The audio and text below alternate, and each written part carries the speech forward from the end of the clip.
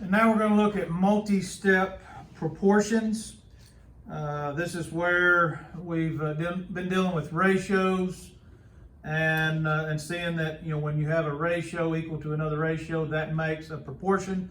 But here in these problems, we're going to look at doing just multi-steps. It's not really a whole lot harder. It's just we do have to remember some basics about dealing with fractions, and especially with variables in the fraction. So let's look at some of the examples they have here.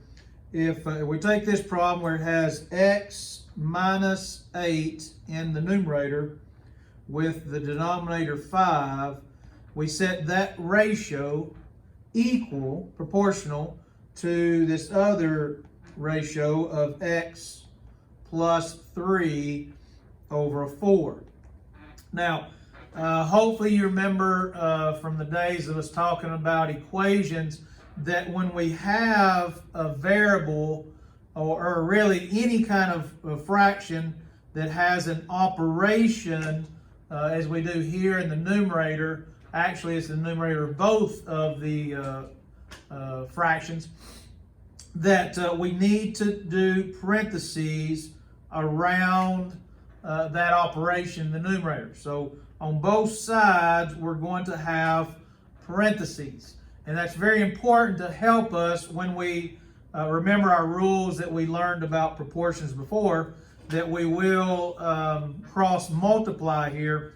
And so make sure that you understand that when you take the denominator of 4 crossed times the numerator that has the parentheses, let me write it this way, and I think you'll see how easy it actually is going to come out to be.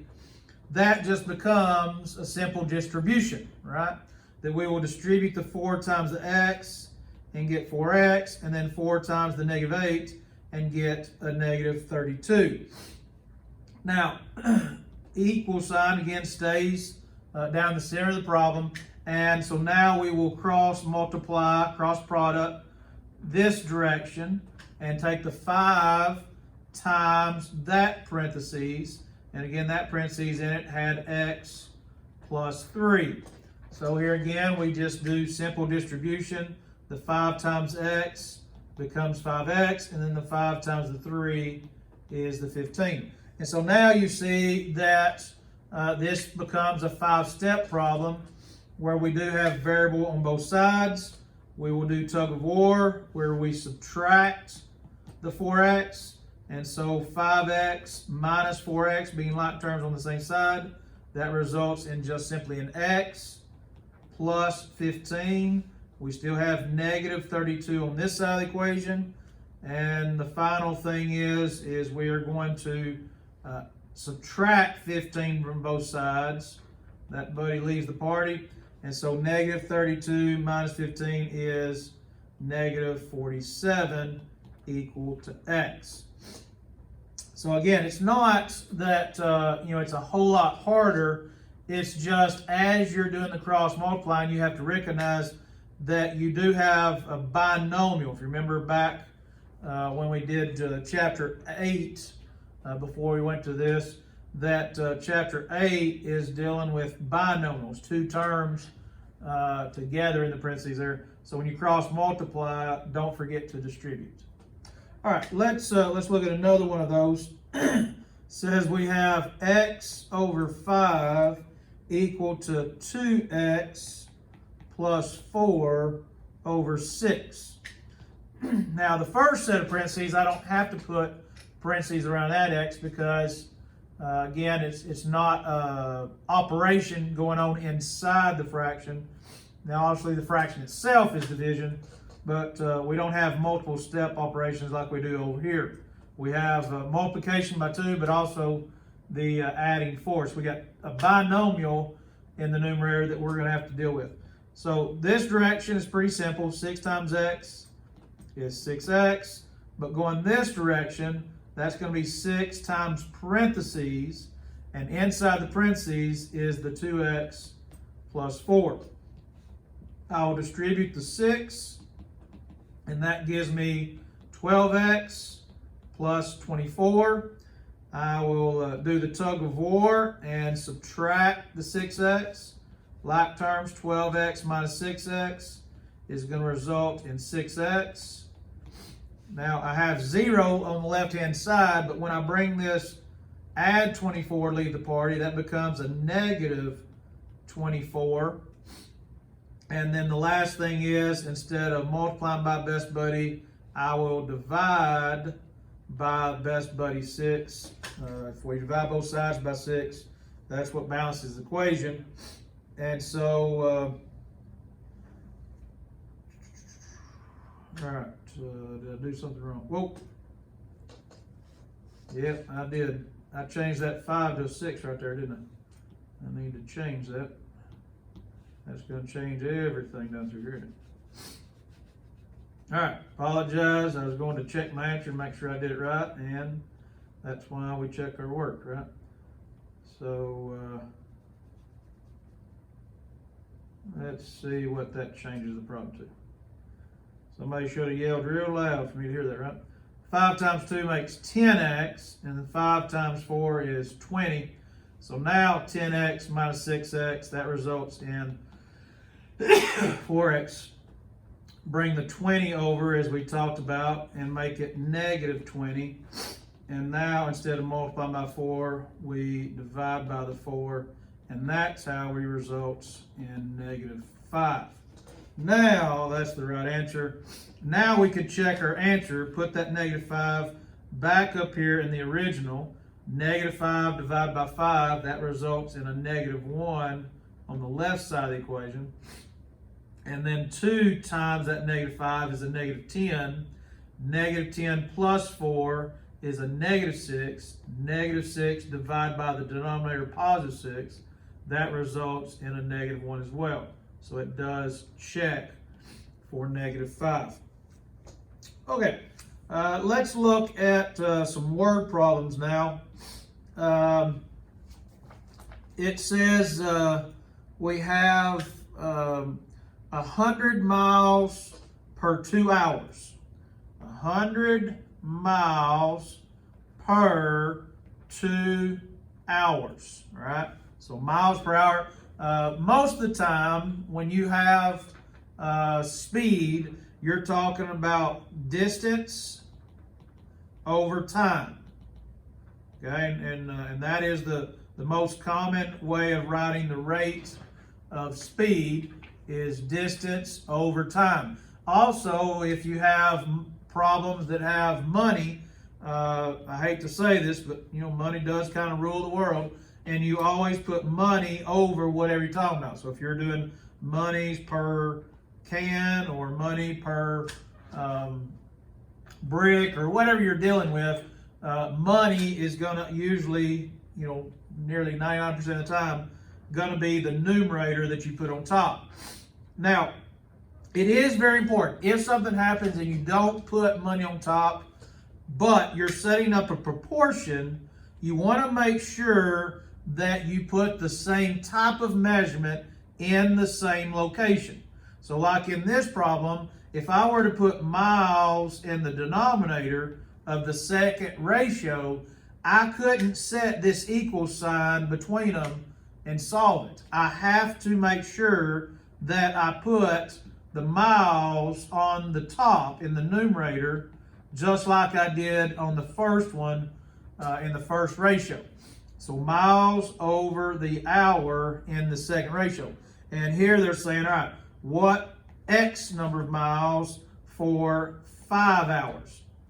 And so what you would need to do here is, again, cross multiply.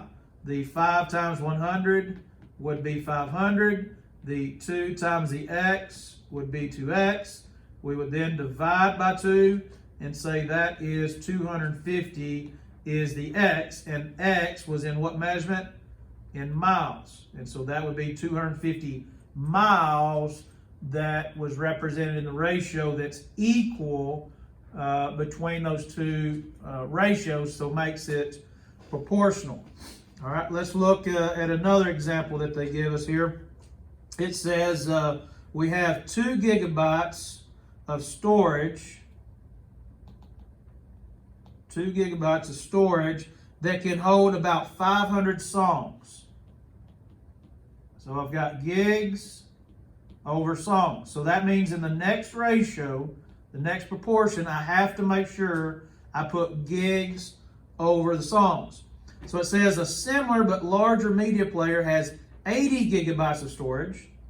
So I'm going to put 80 gigs in the numerator. Since I started with gigs in the numerator here, I have to keep whatever they give us in gigs in the numerator here. It says about how many songs can the larger media player play. So it's X number of songs here. So we will cross multiply. 2 times X is 2X. 500 times 80 is 40,000. And so now when I divide both sides by 2 to balance off the equation, then I'm going to get 20,000 songs for that problem. All right, let's look at another problem, another word problem. It says we have an 8-ounce can of orange juice that contains 97 milligrams of vitamin C. It says about how many milligrams of vitamin C, so this time it's X milligrams of vitamin C, are there in a 12-ounce. So see how they kind of asked the question in a different order than what they gave. They gave it to you 8 ounce first, then they gave you 97 milligrams, then they said how many milligrams, and then the last statement was 12 ounces. So how they ask it sometimes can confuse students if you're not fully understand what to do. But again, if you continue the pattern of ounces over the milligrams, then you shouldn't have a big problem, okay? So we have 2 ratios equal to each other. Again, we will cross multiply and do 8 times X is 8X. Now let me use my calculator here to make sure. 97 times 12, maybe I won't write it down wrong again, is 1,164. So the last thing is I want to divide that both sides by 8 when Best Buddy 8 leaves the party. And so we get 145.5. So that's how many milligrams of vitamin C you would have with that 12-ounce can. All right, let's do one more problem, one more word problem of ratios, proportions. I mean, make sure we're fully understand this. Number 5 says a band went to a recording studio and recorded 4 songs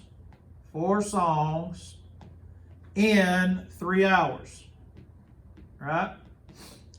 How long would it take the band to record 9 songs? So again, where does the 9 go? Does it go in the numerator or in the denominator?